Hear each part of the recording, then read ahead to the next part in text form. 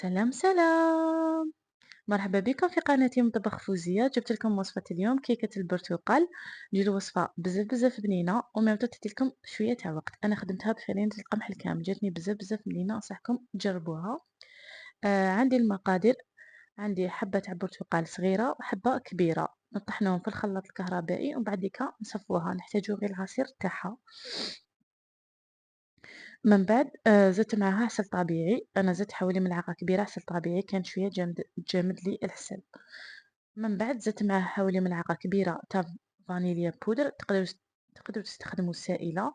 وزدت معاها 2 حبات تاع بيض، تقدروا تزيدوا البيض حسب ما تبغوا نتوما الكيكة تاعكم، تقدروا تستخدموا غير 2 حبات. وزدت معاها نصف كأس حليب ساخن. بالنسبة للمقادير غادي نكتبهم في صندوق الوصف. وزدت معاها ملعقة كبيرة تاع خل وملعقة كبيرة زيت الزيتون ونخلطوهم. من بعد زدت معاها كأس ونصف فرينة كاملة، فرينة القمح الكامل، زدت معاها كأس ونص. ومن بعد نزيدو معاها خمات الحلويات 10 غرام. زدت معاها باكي خمات الحلويات 10 غرام. وزدت معاها قرصة ملح بيان سور ونخلطوهم.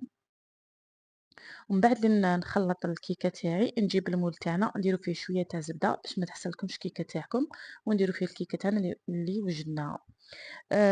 من بعد زدت معاها، انا اختياري، زدت معاها كاوكاو ايفيلي، تقدروا تزيدوا اي اضافات ولا تخلوها سامبل ما تزيدوا لها حتى حاجه. ونديروها في الفرن طيب لنا. انا طابت لي حوالي 40 دقيقه، درت لي حوالي 40 دقيقه.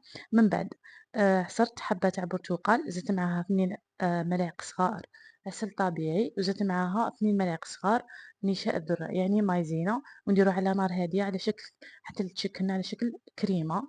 وهذا هو الشكل كيفاش خرجت لي، كيفاش طابت لي. وهذه الكريمة اللي زدناها تاع البرتقال، ننصحكم تجربوها، تجي بزاف بنينة وتجيكم هشيشة. ان شاء الله عجبكم الفيديو تاع اليوم، تنساوش تدعموني بجيم كومنتير بارطاج الفيديو. نقول لكم شكرا على المشاهدة وخليكم، نقول لكم باي باي.